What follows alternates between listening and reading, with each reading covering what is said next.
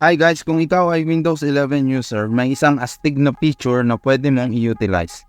Ito ang option na live caption. So actually, ang live caption ay design para sa mga tao may hearing problem, deaf, para mas maunawaan nila ang actual audio by providing automatic transcription. And even sa ating mga normal users, sometimes mas gusto din natin na may caption ng isang movie para mas maintindihan natin if ever mahina ang audio ng isang movie or video. So to enable it, you just press Windows Ctrl plus L sa inyong keyboard at lalabas ang option na ito na magpo-provide ng live caption o subtitle ng isang movie or video kagaya nito. The painting is from the village of my birth. It depicts the bravery and skill of the Black Clan, ninja warrior. That's happened in my family for 7 centuries. Yan guys, but currently ang live caption na ito ay wala pang translation.